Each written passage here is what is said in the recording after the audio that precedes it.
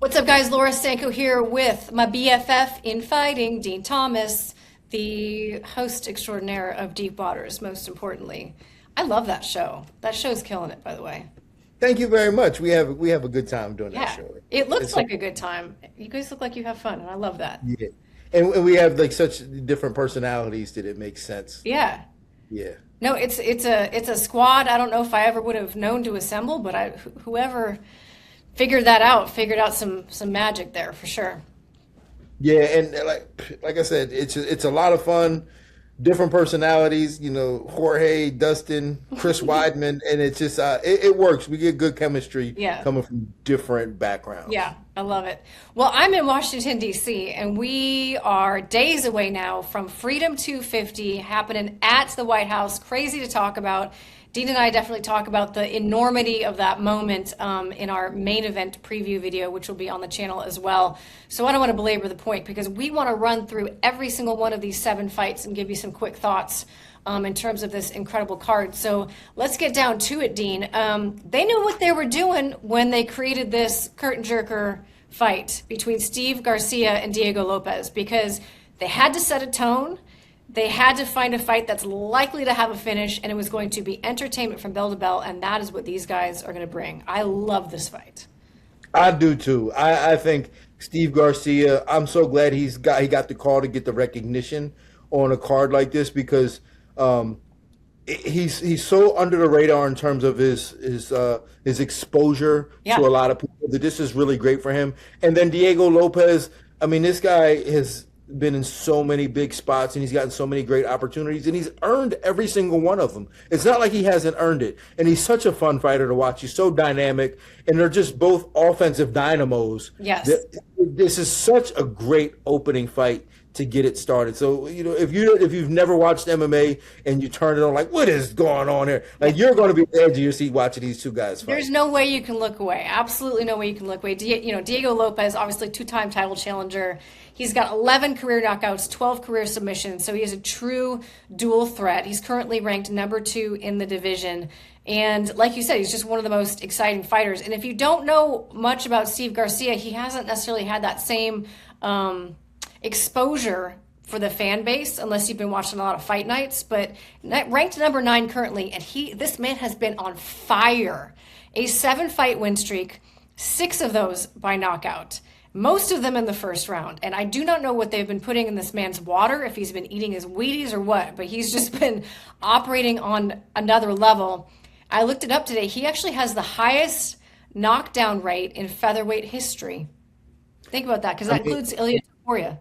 Yeah, well, I've called a few of his fights, worked the desk on a few of his fights, and the one that stands out to me the most was the David Onama fight where he just pushed him around like a pinball machine, just bing, bing, bing, bing, bing, all over that cage until it was over, and it wasn't a long fight. So, Steve Garcia, I'm so happy for him to be able to get this type of opportunity because it shows that he's being rewarded for his level of play. Not just his level of play, but his style and level of play. Yep. This is a big jump up in competition, though, and I think Diego Lopes has probably more avenues of danger than Garcia does. But if these guys stand in boxing range or in the pocket, like everyone's a winner because that's gonna be a lot of fun.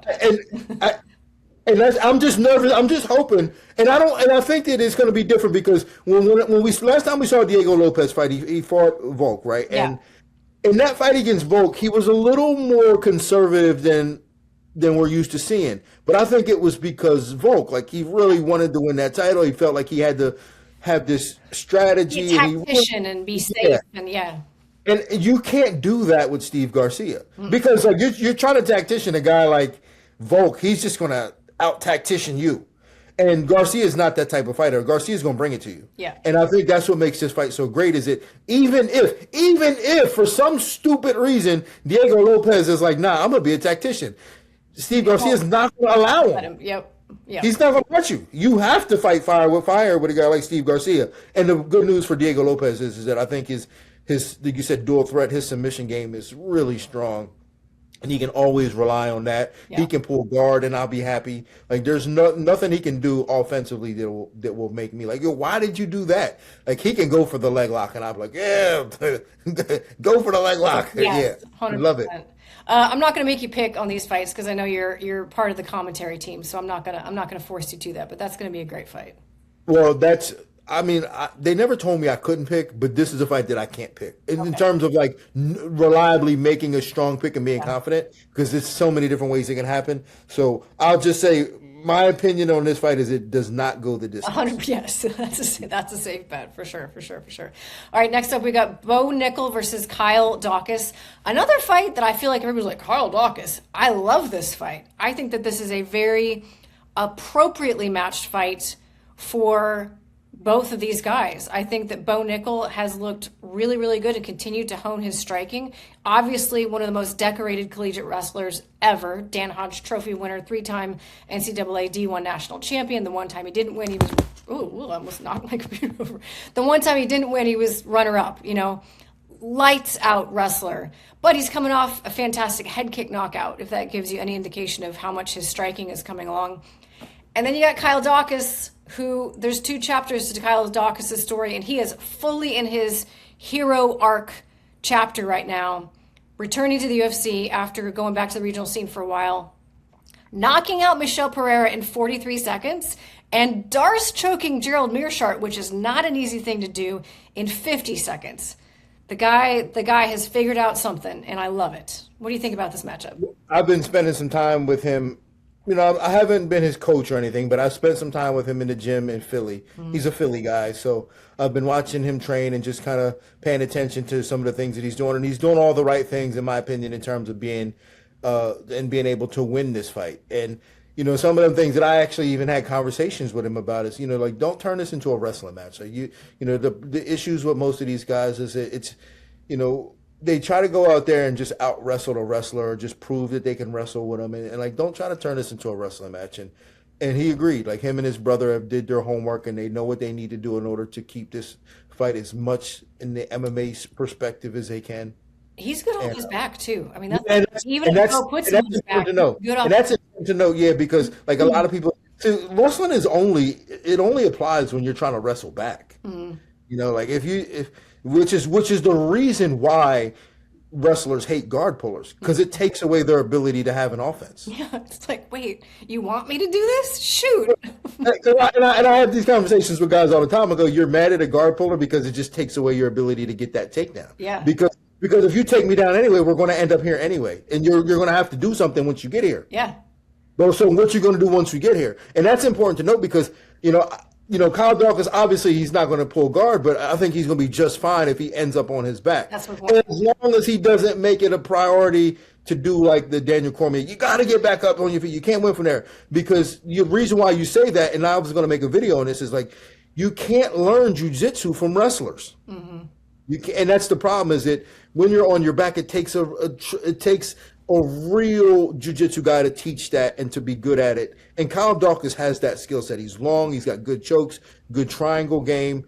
It's just a matter of, can he stay offensive once he's on his back to still be winning the fight off of his back? Yeah. And I believe as long as he leans into it and doesn't give up his limbs trying to get to his feet and give up his back trying to get to his feet, I think he can win the fight off of his back, or at least have enough winning moments off of his back to where it deters Bo Nickel from wanting to take him down. And he's sneaky with the Darce chokes, man. 8 career wins by Darce, and you better believe it's not his Darce.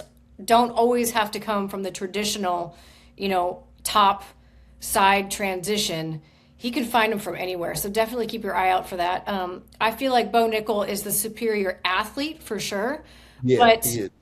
And I definitely think, Bo hits hard. He clearly is putting his striking game together. But I will say that, like, that part of his game is still fresh, is still new.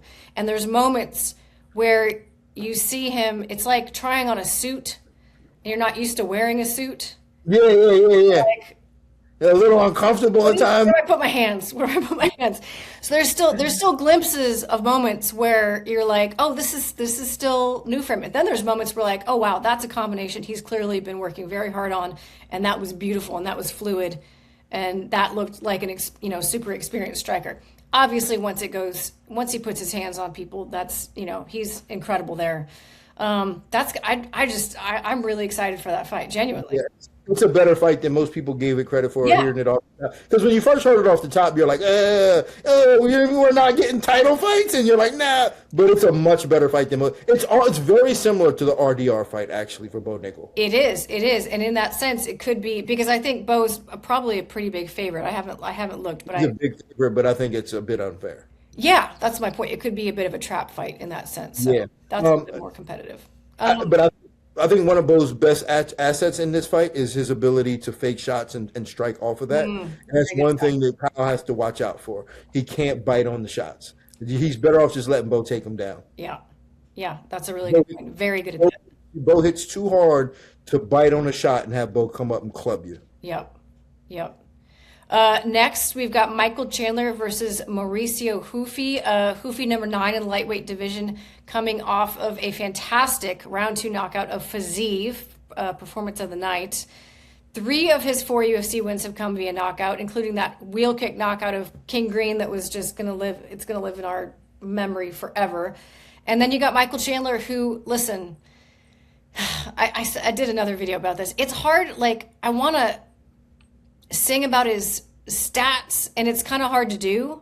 But the reality is that even though there's a lot of red on his Tapology page, every single one of those red fights was a lot of fun to watch. Well, that's always been the problem. I think that here's a fight where I would say, and I said this earlier, here's a fight that I would say, don't be entertaining. Yeah. Don't try to be entertaining, Mike. We know you're entertaining. We know this, but you owe it to yourself to try to win, and do whatever it takes to win. I don't care if you just hold this guy on top of you. Just do what you got to do to win. Because because what's going to happen is he's going to get knocked out really bad. But that man's going to be high on patriotism.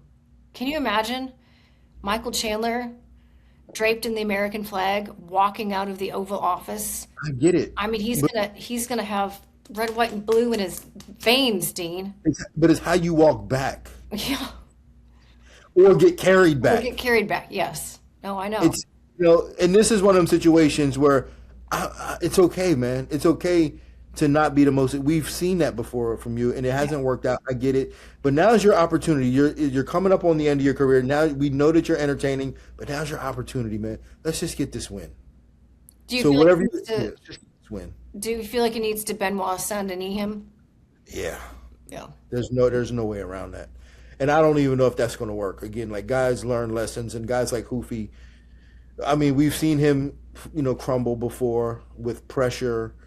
And, Benoit Saint-Denis did it. I think for as good as he looks against James Yontop, he crumbled, in my opinion, in that fight, because that's a fight he should have just knocked that guy out. Yeah. And that was in Madison Square Garden. I think he was a little overwhelmed by the moment.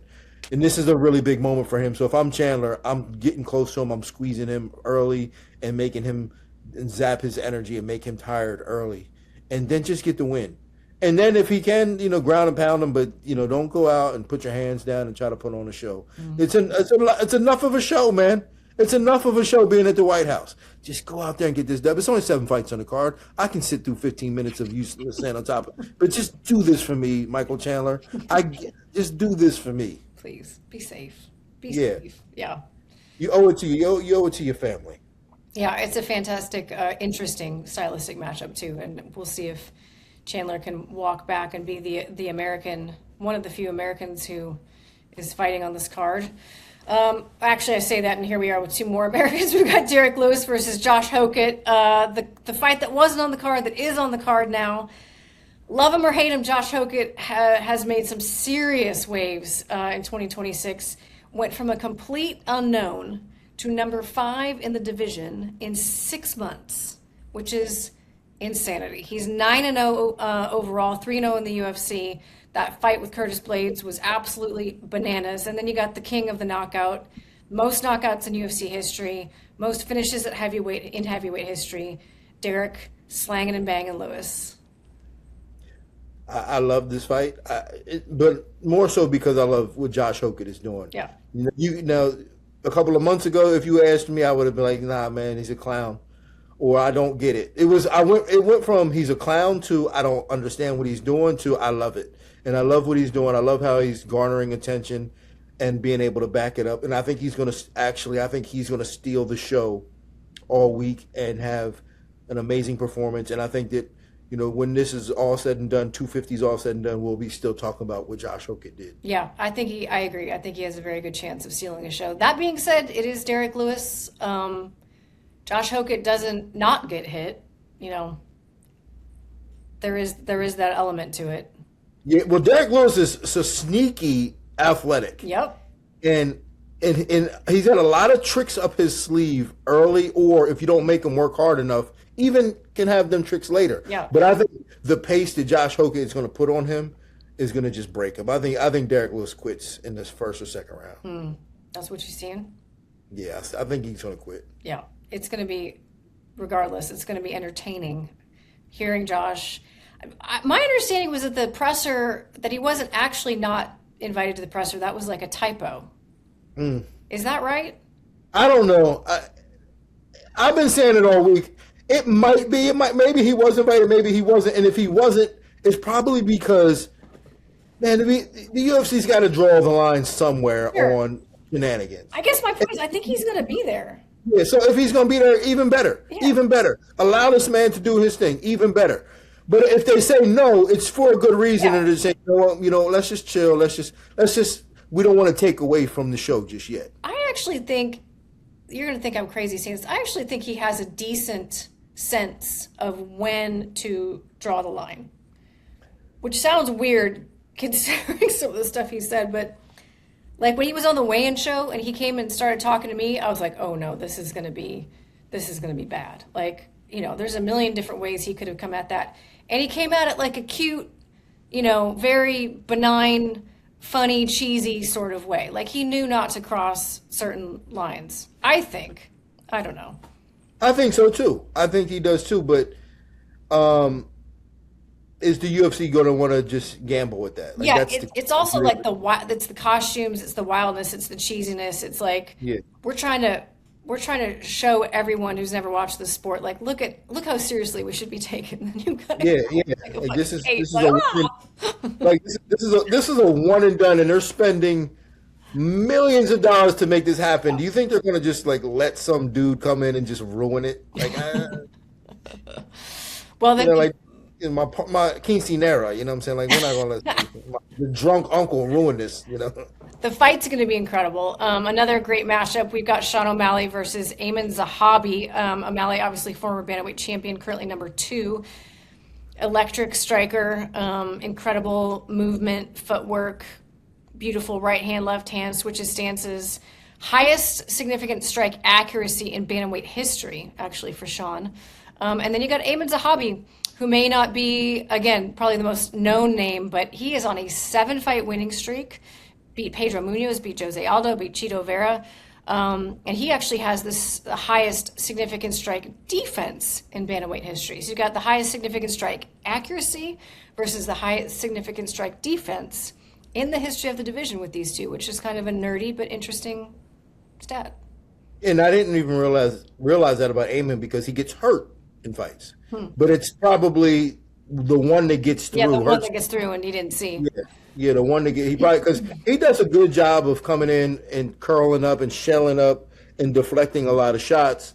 I think it's a great fight. Again, it's one of the fights that when you first heard it, you're like, what? But I think that now that we've started to break it down, and you really look at how good Amin is, and he's deserved the spot based on his merit. If we ever talk about the meritocracy of the game, like he deserves the spot. And he's good enough, and he's good enough to make this exciting too.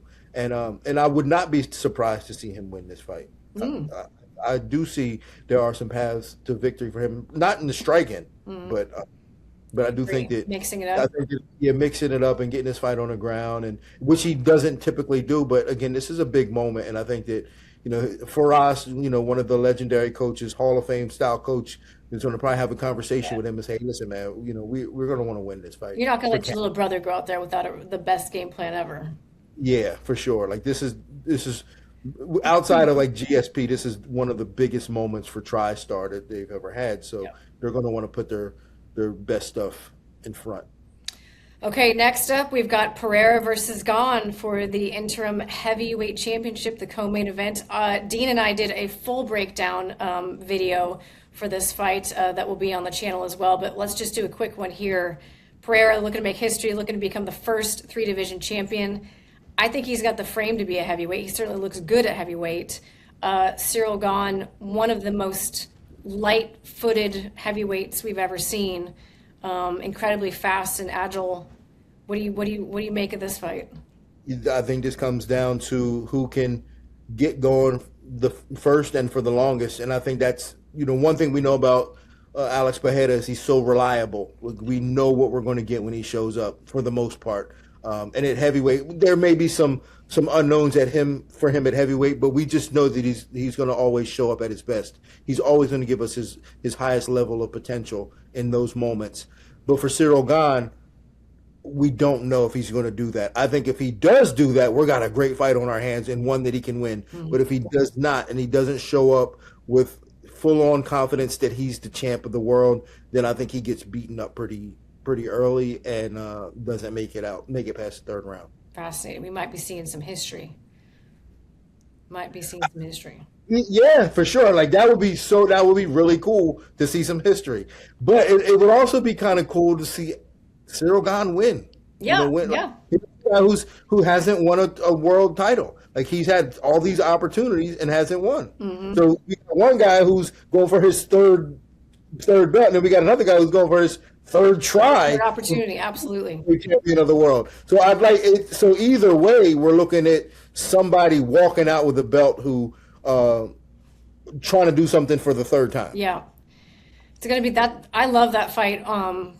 I don't want to say more than the main event, but as much as I love the main event, which of course is Ilia Topuria versus Justin Gaethje, the lightweight title unification bout, interim lightweight champion Justin Gaethje versus undisputed lightweight champion Ilia Topuria.